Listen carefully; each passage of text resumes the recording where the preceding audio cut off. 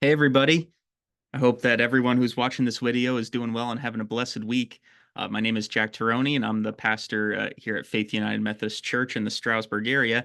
And this is Faith Talks, where I'm coming to you on our website, on Facebook, on YouTube, wherever you're watching this, whatever social media you might be seeing this on, where we are diving into some of the most important, wonderful, and yet pressing or tough questions about our faith and trying to discern more and more how we interact with God and how we understand the teachings of Jesus, how we build and grow in our faith in our church and everywhere else on this world. And I hope that these videos have been good for you in that regard, and that you are, learning something new, or, encouraging yourself or being encouraged by these videos to, take a deeper look at your faith and what you believe and how you see it, and how you might be inspired to do something about it.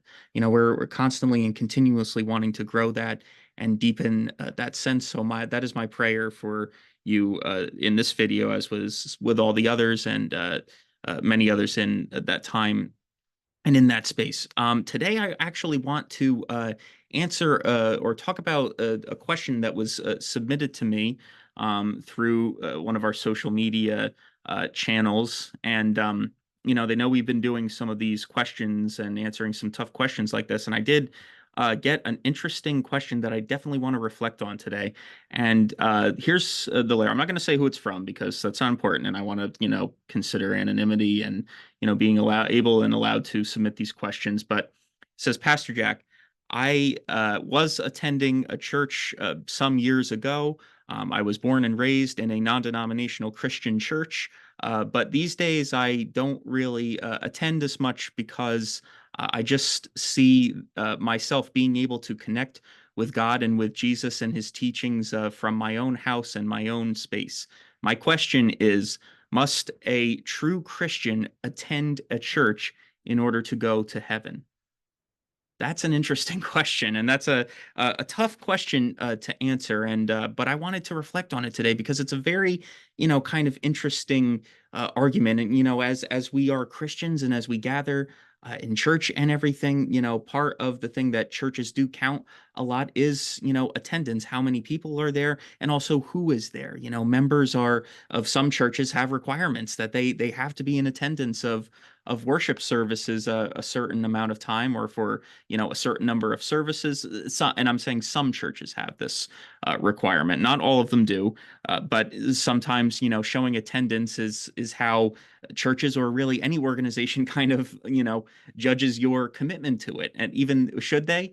Well, there's a lot of things that play into that. I'm going to get into that in just a second, but it's keeping track of attendance and attending church is something that a lot of churches do. And so a general question that I completely understand people asking is, do I need to, can I still study the Bible and attend, or just attend to my spiritual needs on my own, not really with the help of a church or a community? Will that get me, will that still get me into heaven and that kind of thing? So I wanted to take a video and talk about that today. And let's start by acknowledging one thing, that people do not attend church in person, or people are not a part of churches for a variety of reasons. Here at Faith United Methodist, we have a number of people. Our the median age of our church is above, about half, so more than 50, I would say. Or the age of 50, and some of our members are senior citizens, and they just cannot make it to church out of their homes because of the physicality of leaving their houses. Some of them struggle a lot, and I try and visit them and still make sure that their spiritual needs are being met, that they are remaining connected with our church. Some of them even help out with our ministries and connectional ministries, and making sure everybody's congratulated on special days, or send happy birthday cards, or prayerful cards for people on our prayer list, and that's wonderful to still have them involved in everything.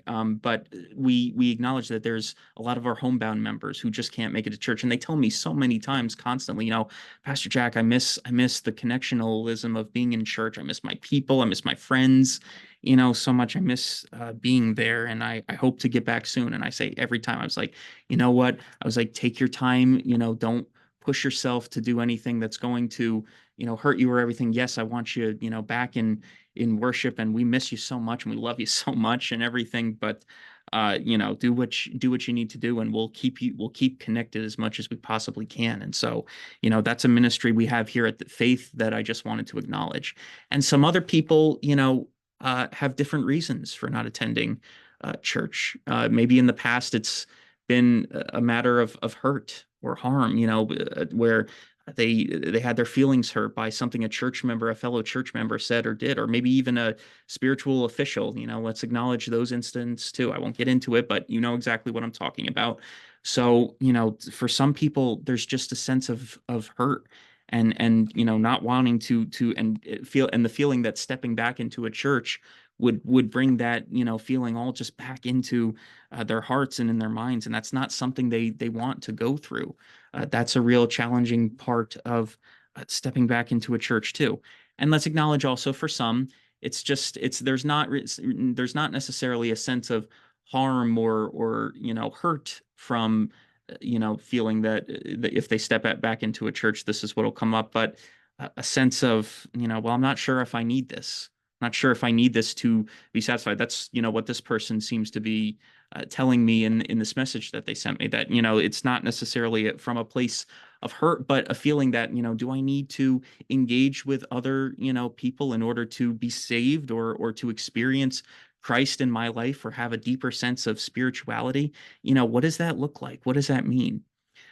Well, the verse, I want to specifically read out of the Bible, and I want to read out of the Bible for today, and it's actually coming from Hebrews chapter 10, and it's a really good way of looking at all this, I think, and it kind of, it's wide encompassing and specifically from the scriptures. So it's a really good verse to help us, and it's from Hebrews chapter 10, and I'm going to start at verse 22, and I'm going to read all the way through verse, let me see, 28. Okay, so Hebrews 22 through 28. I'm going to read it here.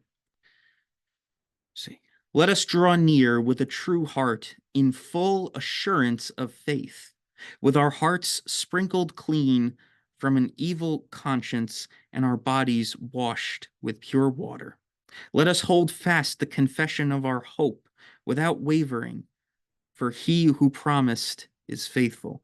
And let us consider how to stir up one another to love and good works, not neglecting to meet together, as is the habit of some, but encouraging one another, and all the more as you see the day drawing near. For if we sin deliberately after receiving the knowledge of the truth, there no longer remains a sacrifice for sins, but a fearful prospect of judgment and a fury of fire which will consume the adversaries.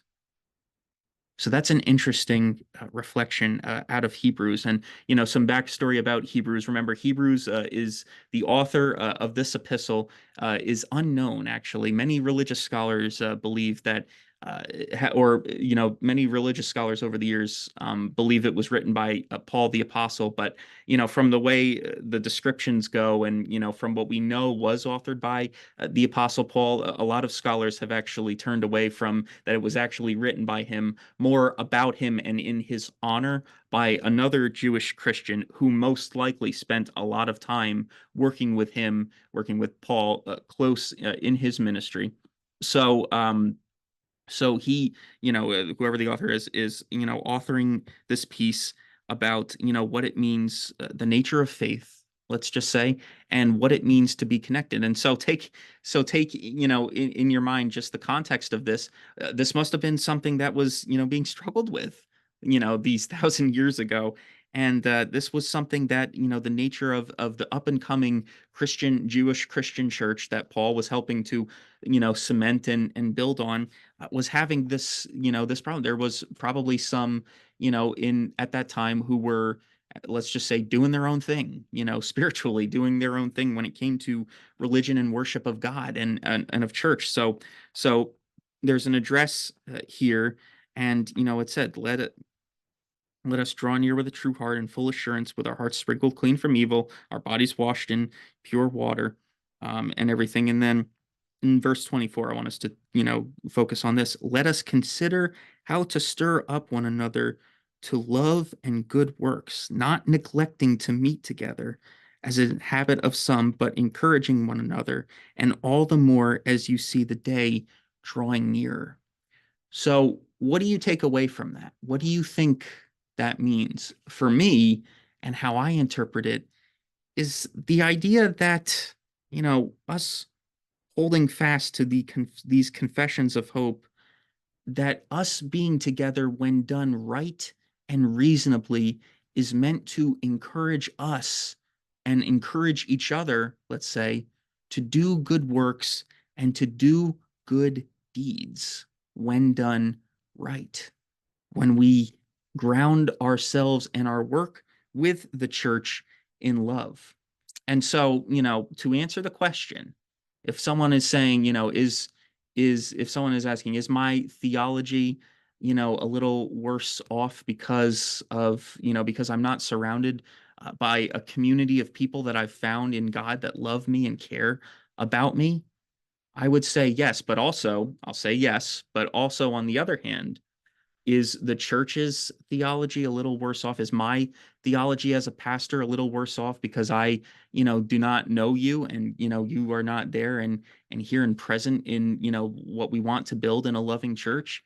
I would argue yes, too. That is, my theology a little worse off too because of, the lack of knowing and loving you? Yes. Now, does that mean, everyone who we don't know is, the work we're already doing here at church is not, worth it because we don't know and we're not connecting? Maybe there's people out there who we haven't connected with. No, of course not. I'm not saying that at all. I'm not, it sounds like you're, denigrating the good work that the church is already doing. No, but it's something to continually and constantly work towards, day in and day out, while still acknowledging the hurt that can come, from the church, and cause people to turn away from it at times, and to say, well, this kind of thing can be done on my own. Well, it's almost like any other thing in life. I would tell you, no, you can't do, would anybody today really say, no, I can do life completely on my own?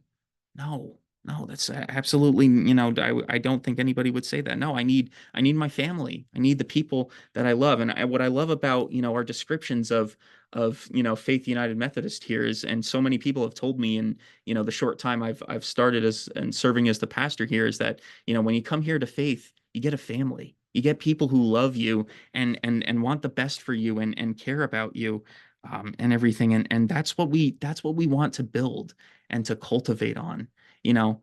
And so that's what I would say to someone who asks, you know, do I believe that you would go to heaven to you would go, you wouldn't go to heaven if you, specifically because, you weren't involved in a church or a part of a church, but still accepted, the love and care and grace that Christ calls in and, out of us?